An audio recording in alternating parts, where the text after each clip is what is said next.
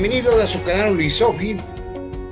Tenemos el gusto que nos acompañe en esta ocasión el doctor Sergio Maravillas Lemus. Él es licenciado en Derecho, maestro en Derecho por la Universidad Nacional Autónoma de México, doctor en Derecho por la Universidad Chapultepec con mención honorífica. Ha elaborado en diversas instancias, tanto como abogado litigante, que lo es actualmente, como en la Procuraduría General de Justicia del Distrito Federal, y actualmente también es maestro de tiempo completo en la Universidad del Valle de México. Doctor, muchísimas gracias por haber venido. Sea usted bienvenido. Agradezco mucho la invitación que me hace el doctor José Manuel Herrera. Muchas gracias, doctor. Y a este canal Unisofi Online por la oportunidad de dirigirme a ustedes sobre temas de relevancia en los temas jurídicos, en los aspectos relevantes para la sociedad. En esta ocasión, pues nos referimos al sistema penal acusatorio. Muchas Exactamente. gracias. No, gracias a usted, doctor, que es lo que habíamos platicado, que nos va a hacer el favor de hablarnos. Y pues algunas breves preguntas para que pues el público en general, sobre todo no versados en derecho y también los versados en derecho, hay personas que pues hacen favor de seguirlos, que no están versados en derecho, otros estudiantes de derecho y otros que ya son profesionistas formados en la materia. Sobre este nuevo sistema penal acusatorio, que ya viene perfilándose, pues ya desde 2006, ya después en 2011, y actualmente parece que ya está, ahora sí, con todo lo perfectible que puede ser, parece que ya está funcionando, por lo menos podríamos decirlo, en marcha, ¿no? ¿Nos puede hablar sobre los principios y objetivos que rigen este nuevo sistema penal acusatorio en nuestro país, doctor, si nos hace favor? Sí. Muchas gracias. Por supuesto, el 18 de junio del año 2008 se genera una reforma constitucional de las más importantes a nivel procesal penal en nuestro país, que perfila un nuevo sistema de justicia penal que responda a las necesidades de la sociedad. Una serie de necesidades que están directamente involucradas con la forma de procuración y administración de justicia penal. Bajo este esquema, debemos advertir que ya en el año 2014, el 5 de marzo, se publica un Código Nacional de Procedimientos Penales que de alguna manera estandariza el proceso penal en todo el país. Y es fundamental tomar en consideración las reglas que establece este código, así como diversas legislaciones en la materia, como la Ley Nacional de Mecanismos Alternativos de Solución de Controversias en materia penal y también la Ley Nacional de Ejecución Penal.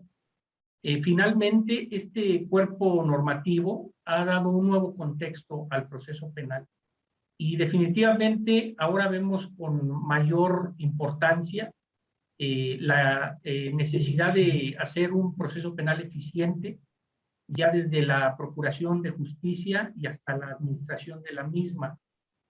Todo esto se revela en virtud de la gran cantidad de casos, digamos, penales que están atendiendo las fiscalías.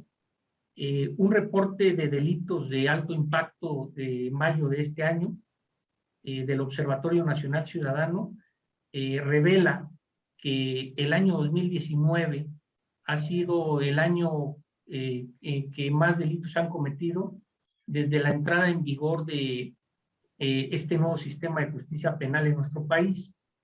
Conforme a la incidencia delictiva reportada por el Secretariado Ejecutivo del Sistema Nacional de Seguridad Pública, en abril del año 2018 fueron reportadas el inicio de 169,496 carpetas de investigación en las diferentes fiscalías del país, y ya para abril de este año, 2021, se reporta el inicio de 174,484 carpetas de investigación. Creo que la importancia del tema está centrada en la cantidad de delitos también que se cometen, la eficiencia que se tiene para investigarlos y sobre todo también para sancionarlos.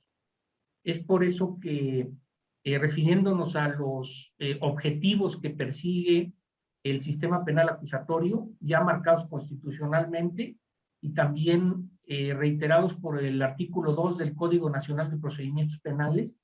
Se establece que dentro de los objetivos está el esclarecimiento de los hechos, proteger al inocente, procurar que el culpable no quede impune y se repare el daño a las víctimas u ofendidos por los delitos.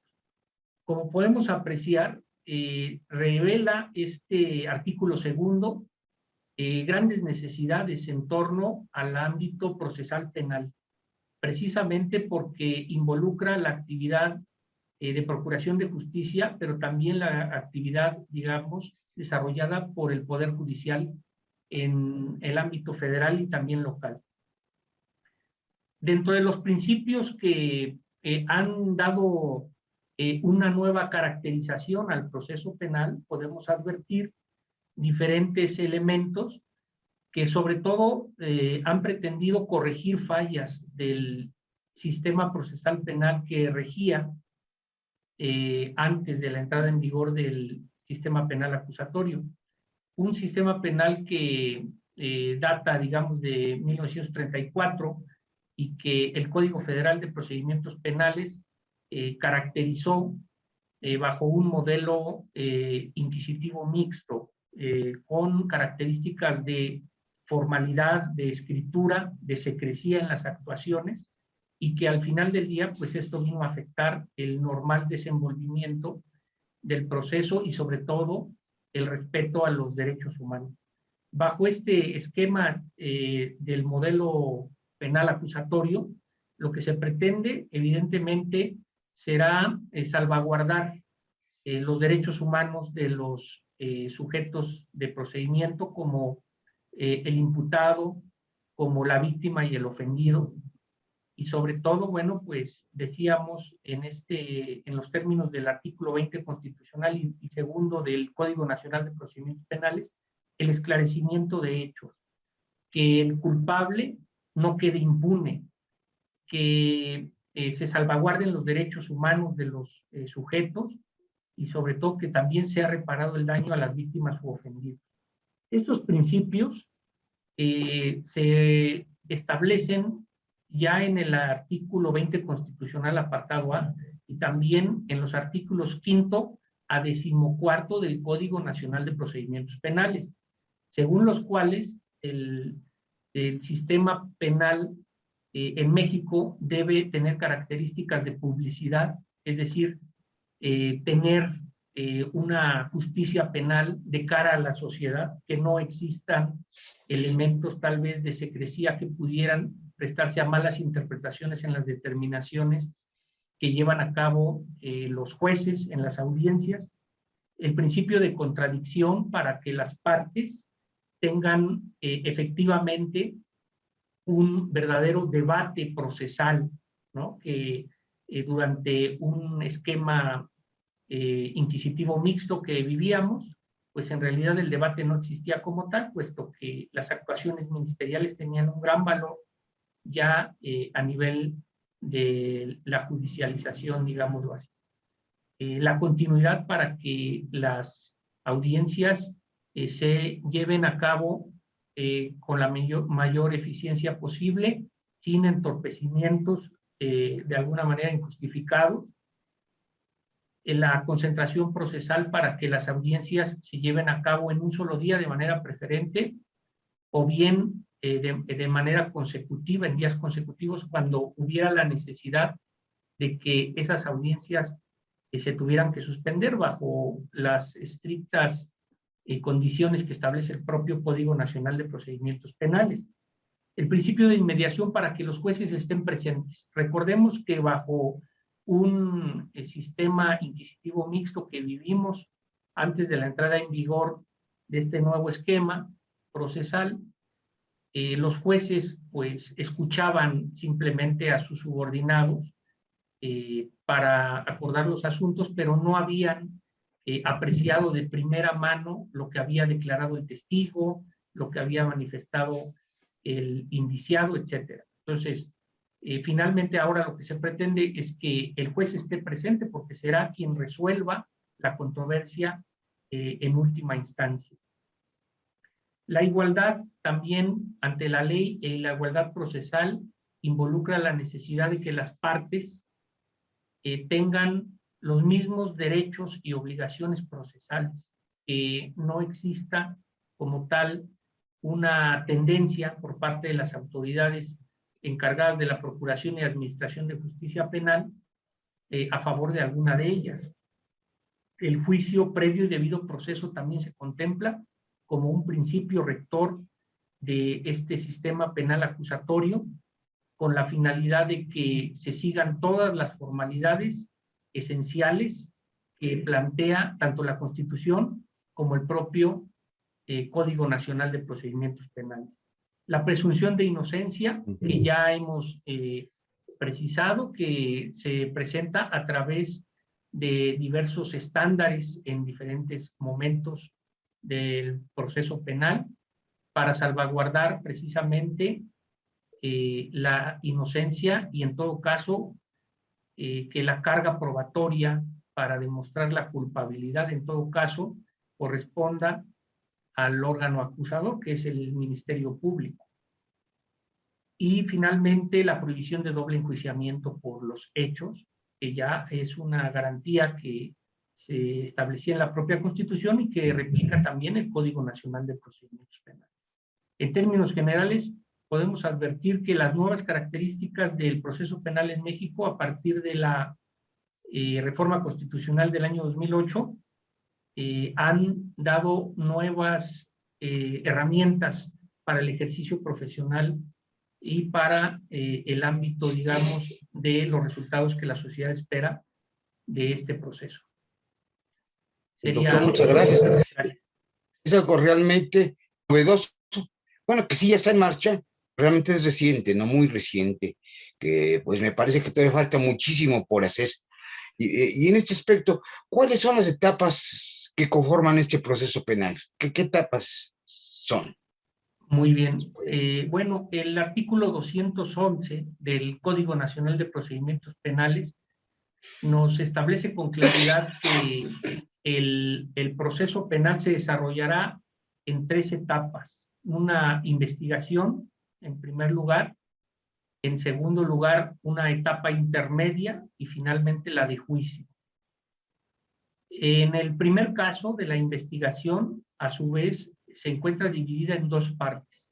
Una investigación inicial, que comenzará desde la formulación de la denuncia o la querella y concluirá con el acto en el cual queda a disposición del juez de control la persona imputada. Y la investigación complementaria, que comenzará desde la formulación de la imputación en la audiencia inicial, ya ante un juez de control, y concluirá en el término, en el plazo que señale el juez de control para la finalización de esa investigación complementaria, que podrá de ir desde 2 hasta 6 meses, dependiendo del tipo de delito. Tenemos también la etapa intermedia, que es una etapa que dará inicio fundamentalmente cuando el Ministerio Público formula la acusación y concluirá una vez que se haya dictado el auto de apertura a juicio. Es una etapa fundamentalmente probatoria, en donde se perfilarán las pruebas que tendrán que desahogarse ya en la etapa de juicio, y también existirá, digamos, como tal, la posibilidad de generar algún acuerdo probatorio o bien generar, en todo caso, la posibilidad de una verdadera apertura probatoria. Descubrimiento probatorio lo denomina el código, para que todas las partes tengan pleno conocimiento de las pruebas que cada una está ofreciendo y que estarán desahogándose en la audiencia de juicio. Y la etapa de juicio, que es la tercera etapa, que comprende desde el auto de apertura, que ya establece la necesidad de desarrollar toda una audiencia de juicio y terminará con la sentencia que emita el Tribunal del Enjuiciamiento. Definitivamente, bajo este modelo se ha tratado de generar un esquema distinto porque también involucra a dos tipos de jueces, un juez de control y un tribunal de enjuiciamiento, para que haya mayor objetividad, digamos, en la determinación final de la controversia penal. Y esto es muy importante porque el propio Código Nacional de Procedimientos Penales establece que el juez de control no puede ser o no puede participar como tribunal de enjuiciamiento. Entonces, sobre todo que exista esa imparcialidad, que ese conocimiento que exista de la controversia penal, pues sea en la propia audiencia, y ahí en la misma audiencia se puede emitir un fallo en torno a este planteamiento. Estas son las etapas que conforman el esquema, y definitivamente, pues, independientemente de las etapas o de la construcción, digamos, que se haya generado, sabemos que bajo los principios que se rige cada una, se pretende lograr un buen resultado, pero ese resultado se tendría que materializar necesariamente en lo que las instituciones y los operadores jurídicos estamos llevando a cabo. Gracias. Gracias, doctor. Doctor, bueno, desde todo eso, efectivamente, perdón, que se tenga que sintetizar en la realidad, ¿no? Pero aquí, por ejemplo, una pregunta que ya lo sabemos desde hace muchos años, desde antes de la implementación de este sistema, sobre los derechos humanos, la gente que se le detiene, de los de la víctima y de los ofendidos, o de los ofendidos, ¿verdad? Principalmente durante la investigación inicial por parte de la institución del Ministerio Público, ¿son respetados los derechos humanos, doctor? Esa es una pregunta muy importante y creo que está directamente relacionada con la manera en la que se trabaja en las fiscalías, ¿no? Porque en la medida en que las fiscalías cuentan con personal capacitado en torno a los derechos humanos y que van modificando de alguna manera este esquema de trabajo, en esa misma medida creo que el trabajo relacionado con el respeto a los derechos humanos debe de irse perfilando a favor de esa protección y ese respeto. Este trabajo evidentemente incluye lo que hace el Ministerio Público, pero también lo que hace la policía. Y hablamos de las policías en los términos del artículo 21 constitucional, no solo la policía ministerial o la policía de investigación, sino cualquier policía. Hemos visto muchos casos, por ejemplo, de detenciones arbitrarias, ¿no? En los medios de comunicación se conocen. También de excesos en la investigación propiamente por parte del Ministerio Público. Entonces, es importante advertir en ese sentido que, si bien es cierto que la Constitución, a partir del artículo 1 de la reforma de 10 de junio del año 2011, y la propia reforma en materia de justicia penal de 2008, ya perfila un modelo de respeto a los derechos humanos, lo importante es hacerlo una realidad en las instituciones, porque desafortunadamente hemos visto que en las fiscalías se ha cumplido formalmente con la capacitación, pero no, esa capacitación no siempre ha tenido un impacto en la forma de trabajo del personal de las fiscalías. Entonces, esto es muy importante, sobre todo porque es un elemento que debe caracterizar un sistema penal acusatorio propio de un Estado de derecho. Entonces, definitivamente creo que hay un tema de capacitación, sí es cierto, pero también hay un tema de cambio de cultura, ¿no? Se plantea un cambio cultural en torno al nuevo sistema de justicia penal, y el cambio cultural no es exclusivo de las instituciones, también es de la sociedad, de los operadores jurídicos, de los defensores privados. Debemos de abordar este tema con la mayor seriedad para lograr que ese impacto, esas nuevas reglas, esos principios que caracterizan al nuevo esquema, sean verdaderamente respetuosos y salvaguarden la dignidad de las personas, respetando los derechos humanos. Entonces, definitivamente creo que falta mucho camino por recorrer. Las fiscalías tienen que trabajar mucho al respecto. No solo decíamos en la capacitación, sino en la manera en la que se hacen las cosas. He escuchado criterios en el sentido de que pues mandamos capacitar al personal, ¿no? De la fiscalía, a los policías, ministerios públicos, peritos, pero cuando regresan al campo de trabajo hacen las cosas como siempre las han venido haciendo desde hace años, ¿no? Entonces, el cambio no es legislativo exclusivamente, es un cambio de práctica, es un cambio cultural que debe impactar, y ese es el trabajo, ¿no? Más fuerte que hemos identificado, y desde la misma formación de los abogados, lo vemos en las universidades, se requiere indispensablemente un cambio, digamos, en la formación, definitivamente es creo que lo más importante, porque ninguna reforma legislativa ha modificado una realidad después. Esto es algo claro.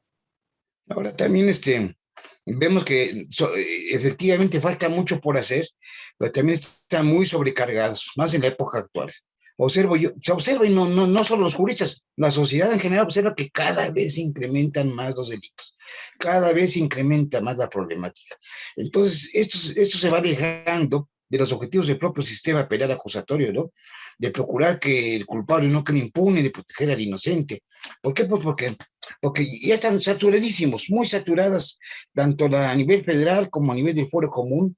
Creo que rebasa sus capacidades. En ese sentido, nos hablaba inicialmente usted, por ejemplo, de los mecanismos alternativos de solución de controversias.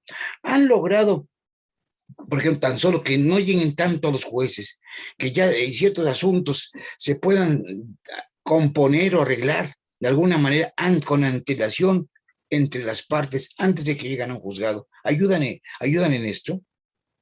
Bien, definitivamente el impulso, digamos, legislativo y estructural que se ha dado a los mecanismos alternativos de solución de controversias ha venido a cambiar también este esquema. Evidentemente, pues, de un día para otro, de un año para otro, no es tan clara, digamos, la percepción al respecto, pero se han hecho esfuerzos, ¿no? Se han hecho esfuerzos para lograr que los mecanismos alternativos sean una verdadera opción viable para la sociedad. Pero nuevamente volvemos al tema de la sociedad. La sociedad requiere información también al respecto, requiere confiar en la justicia alternativa, en una justicia que sea más cercana a la sociedad y que no necesariamente se caiga en lo que hemos hecho tantos años, la judicialización por excelencia para solucionar las controversias. Entonces, es un cambio también que involucra la necesidad de informar a la sociedad de los beneficios. Por eso creo que todavía no logran los mecanismos alternativos de solución de controversias solucionar el número de casos penales que se espera que solucionen. Todavía es necesario que haya mayor difusión, la misma sociedad conozca reglas con claridad bajo este modelo, y que también sepa que existen delitos que están fuera del rango, están fuera del campo de los mecanismos alternativos de solución de controversias y de las soluciones, sobre todo pues los delitos de mayor gravedad para la sociedad, los que afectan en mayor medida los valores fundamentales de esta sociedad. Entonces, creo que todavía falta que haya mucha información al respecto. Las instituciones se han transformado en alguna medida, sobre todo las fiscalías, para integrar áreas específicas de justicia alternativa, pero existe también, creo que, alguna falta de cultura en ese sentido, falta de práctica, tanto de los operadores jurídicos privados como de la misma sociedad al respecto. Por eso creo que falta todavía que impacten de mejor manera. Muchísimo por hacer, algunos otros retos, algunas perspectivas o prospectivas del propio sistema penal acusatorio. ¿Habría otras además de las que nos está usted señalando? Sí, yo creo que hay muchos esquemas digamos, de oportunidad para mejorar el sistema y para que opere adecuadamente. Todavía falta mucho camino por recorrer, como lo hemos mencionado, y solamente pues me gustaría puntualizar algunos retos del propio sistema, y finalmente pues, son retos también de las instituciones involucradas y del Estado mismo para hacer eficiente, ¿no?, el cambio procesal penal en México. La capacitación de los operadores jurídicos es fundamental, pero que no sea una capacitación de cumplimiento nada más formal. Requerimos de que esa capacitación impacte en el trabajo que día a día llevan a cabo los ministerios públicos, los policías, los peritos, los jueces. Es una forma, digamos, nueva de practicar el proceso penal. Y en la medida en que esto sea cambiado, estas viejas prácticas, digámoslo así, en esa medida, el sistema de justicia penal en México nos brindará mejores resultados también.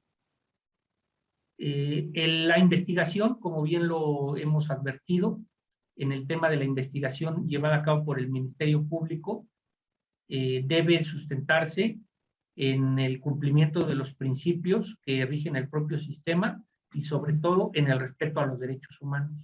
Es un gran reto también que tienen las instituciones, sobre todo las fiscalías, que son las que están recibiendo la gran cantidad de denuncias y de querellas que hemos mencionado al inicio de la plática. Entonces, se requiere ello y sobre todo también adecuar las estructuras institucionales de las fiscalías, contratar personal calificado y sobre todo ejercer una verdadera autonomía del Ministerio Público. El Ministerio Público, en este caso los titulares del Ministerio Público como fiscales, dejen de ser de alguna manera o dejen de responder a las necesidades políticas del momento, ¿sí? Entonces, eso es un elemento fundamental, un verdadero reto. Ya tenemos una autonomía constitucional de las fiscalías, ya la tenemos también en el plano legislativo, pero falta también hacerlo una realidad. Eso es algo que creo que de alguna manera también ha afectado el correcto cumplimiento de la investigación en nuestro país. También en otro esquema decíamos dar mayor difusión a los beneficios que pudieran tener los mecanismos alternativos de solución de controversias, porque todo el sistema de justicia penal en México acusatorio fue planificado para que estos mecanismos fueran una verdadera salida alterna a los conflictos. Creo que todavía no impactan como debieran y por eso también vemos la necesidad de estar retrasando los procesos nuevamente y cayendo en viejas prácticas, ¿no?, que ya se veían en el anterior proceso penal.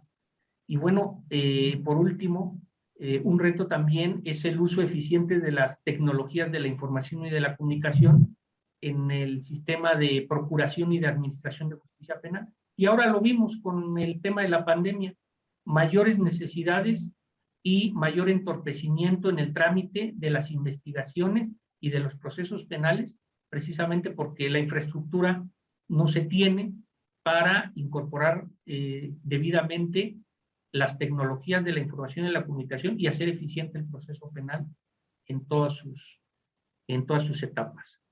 Las perspectivas, también me gustaría comentar algunos puntos de perspectiva. Se requiere inversión, se requiere voluntad política también para mejorar las instituciones y para lograr todos estos objetivos. Y solamente creo que si la sociedad está enterada, está informada, está relacionada con la justicia penal, creo que tendría un mejor resultado todo este nuevo esquema.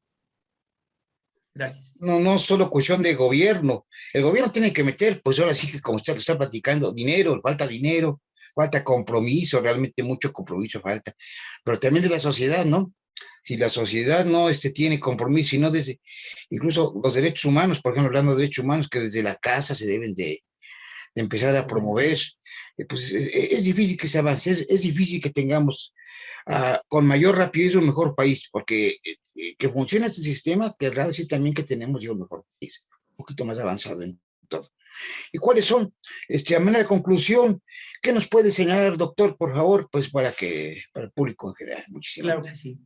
Pues no podemos negar las ventajas que desde el punto de vista jurídico nos puede proporcionar el sistema penal acusatorio.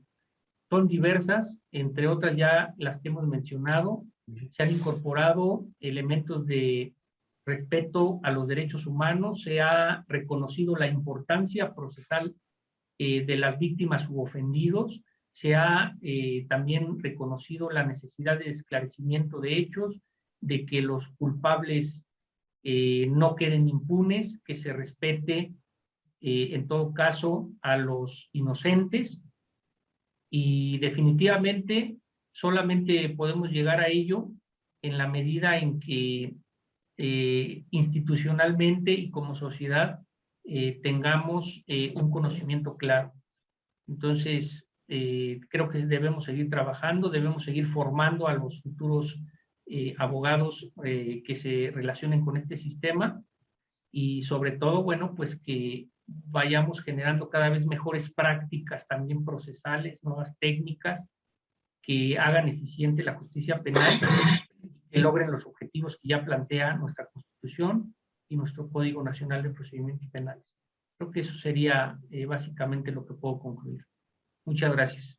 No, gracias, doctor, gracias.